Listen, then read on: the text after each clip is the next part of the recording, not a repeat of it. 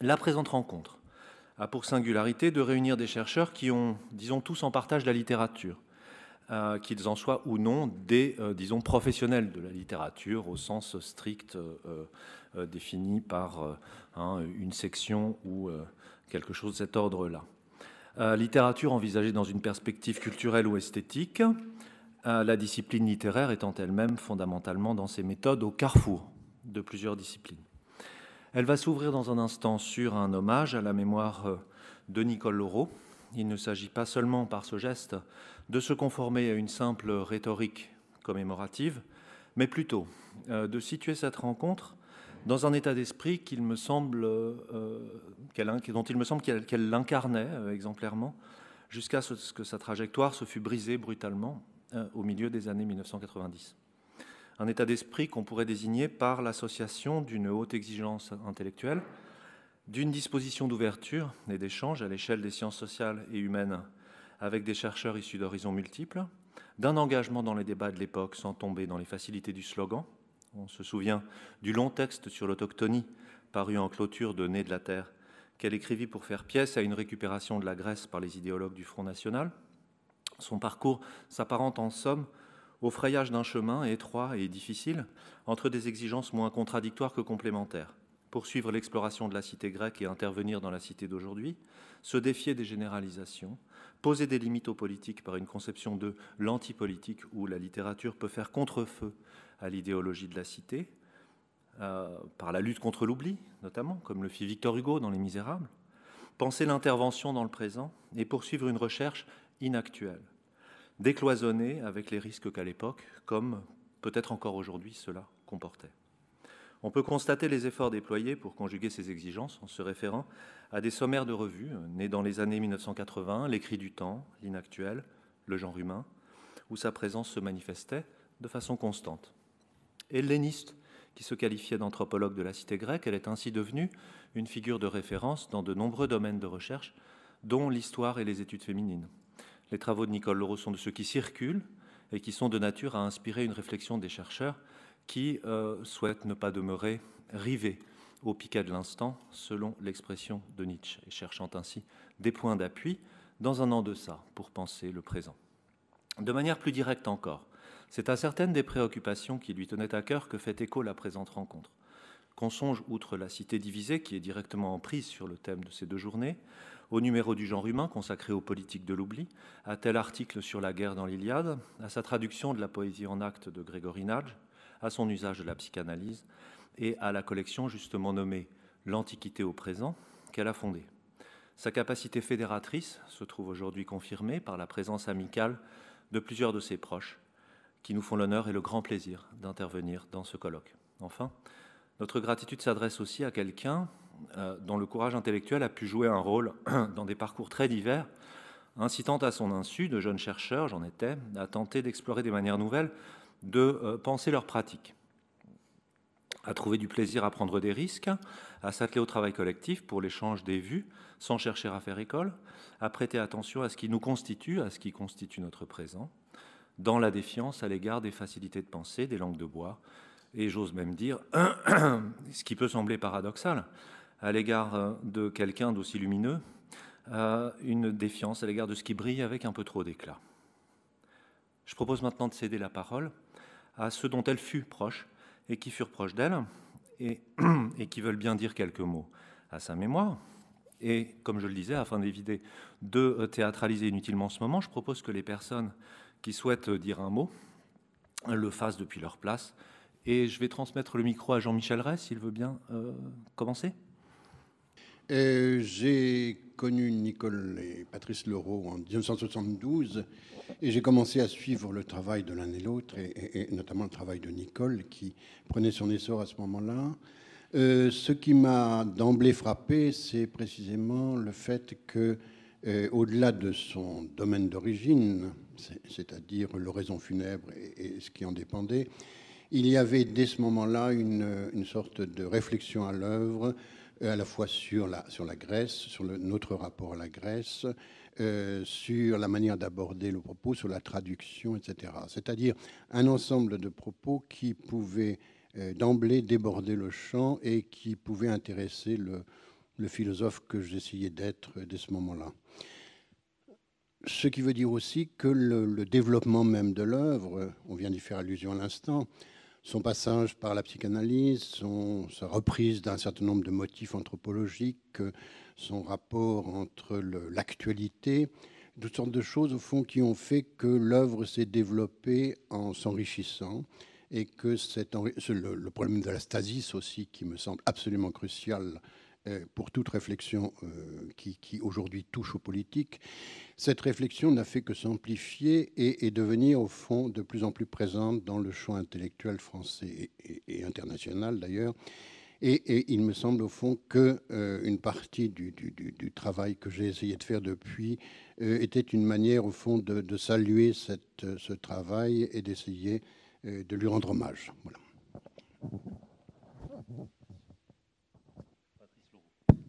Patrice Leraut, juste un petit mot, puisque demain je dois intervenir, pour dire ma gratitude profonde à l'égard de Martin Mechevant et ma gratitude aussi à tous aux amis, aux proches de Nicole Leraut. Il y a plus de 10 ans que Nicole est disparue. Je pense que son travail continue à être actif et à alimenter les intérêts contemporains. Je pense que la Grèce ancienne s'est un peu détachée et qu'elle est un peu aujourd'hui redevenue une discipline un peu académique. Et c'est là peut-être un peu un regret, c'est que dans le fond, il n'y a pas eu de véritable reprise de la part des hellénistes d'un travail qui se voulait à cheval, comme l'exigeait précisément Vidal-Naquet. Pierre Vidal-Naquet disait régulièrement, si vous voulez faire de la Grèce ancienne, il faut aussi faire de l'histoire moderne. Il faut avoir 2 foyers d'intérêt. Et ce qui était sans doute, comme vient de le rappeler Jean-Michel Rey, la particularité du travail de Nicole Leraut, c'était qu'elle était constamment soucieuse d'être sur 2 foyers d'une ellipse. Bon, voilà. Et je n'en dis pas plus aujourd'hui. Et merci encore, Martin. Oui, Charles Malamoud. Oui, Nicole Leraut était une amie très chère, à propos de laquelle je voudrais dire 2 choses. L'une concerne directement notre rencontre d'aujourd'hui. En préparant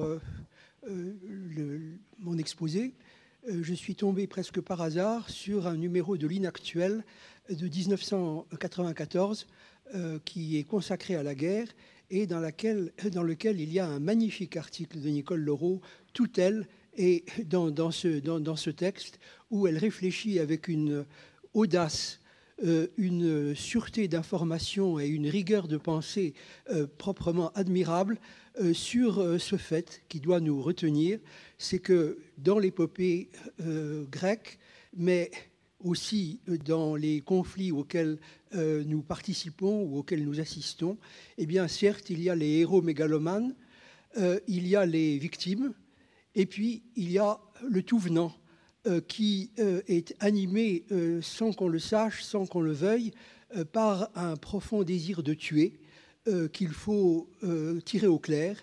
Et pour le faire, eh bien, il faut évidemment se référer, comme le fait Nicole Leraut avec tant de perspicacité et de culture et d'acuité, à l'œuvre de Freud, bien entendu. Alors, dans ce texte, eh bien, je suis aussi très touché de voir qu'il y a une allusion, s'agissant de l'épopée grecque, une allusion très, très juste, centrale même, à l'épopée indienne qui est mon sujet. D'autre part, concernant le passé, notre passé biographique, eh bien, je voudrais dire que un des éléments dont je m'enorgueillis, c'est que Jean-Pierre Vernant m'ait demandé de co-diriger avec lui le volume du temps de la réflexion qui s'appelle « Corps des dieux ». Mais je dois dire maintenant que c'est Nicole Leraut qui, initialement, devait co-diriger avec Jean-Pierre Vernant ce volume. Il se trouve qu'à cette époque, Nicole Leraut avait des responsabilités importantes à la direction du CNRS. et prise de scrupule, elle nous a annoncé qu'elle ne pouvait pas à la fois participer aux instances qui finançaient d'une certaine manière notre projet et en même temps à la direction scientifique de ce projet. Aussi s'est-elle retirée, au moins formellement, et Vernon a dû me demander, enfin m'a demandé, d'occuper cette place qui était la sienne et qu'elle a d'une certaine manière occupée dans l'ombre.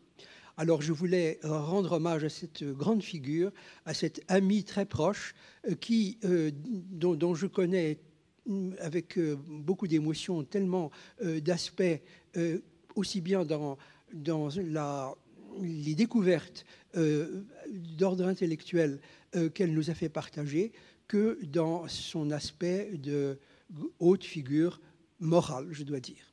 Merci.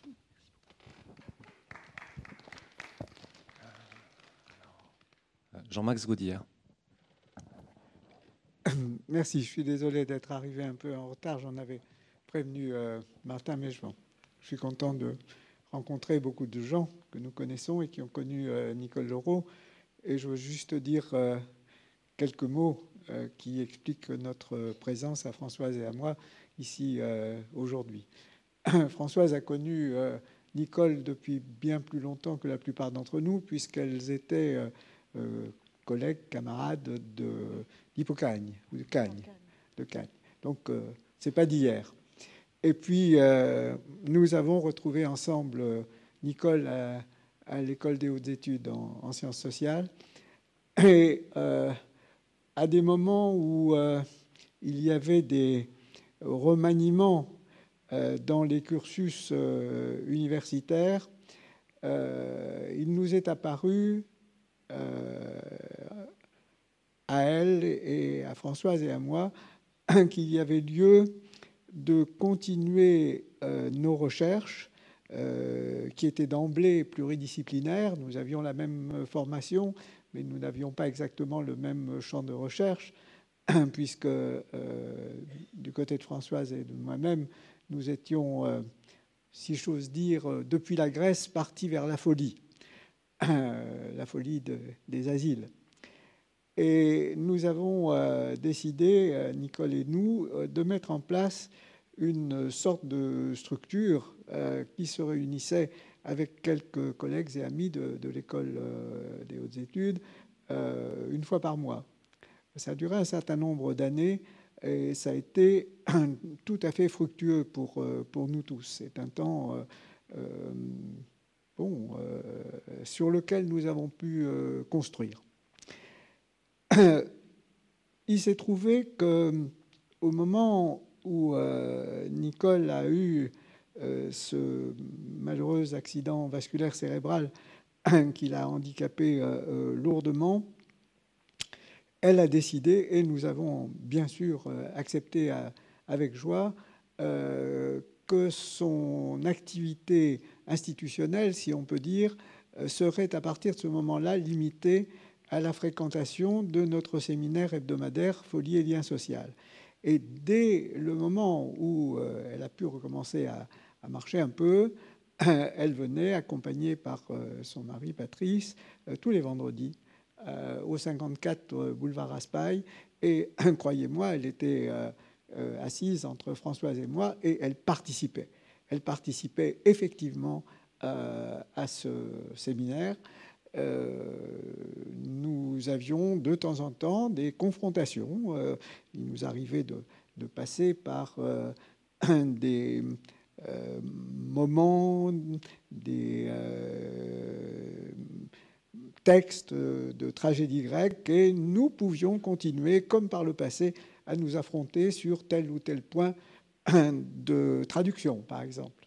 Une de mes victoires sur Nicole, ça a été au moment où nous réfléchissions sur un passage très, très connu du Phèdre de Platon, un passage absolument lumineux qui parle de la folie et qui s'intéresse à la manière dont la folie frappe les génos. Traduction officielle ridicule, les races. C'est idiot. Et avec Nicole, et elle l'a admis au bout de quelque temps, nous avons décidé que la bonne traduction, ce serait lignée, et que ce serait dans l'ordre des lignées qu'il fallait regarder cette histoire de folie. Encore une fois, ce sont des souvenirs à la fois de travail, de recherche, d'amitié, auquel il nous fait plaisir de rendre hommage, dans la mesure où, justement, si j'ai bien lu, et c'est pourquoi nous avons accepté de participer à ces journées organisées par Martin, il ne s'agit pas ici d'inaugurer des chrysanthèmes, bien que nous soyons à côté du Père-Lachaise, mais il s'agit de travail, et d'un travail que Nicole, sans aucun doute, aurait supporté de toute son énergie et de tout son savoir.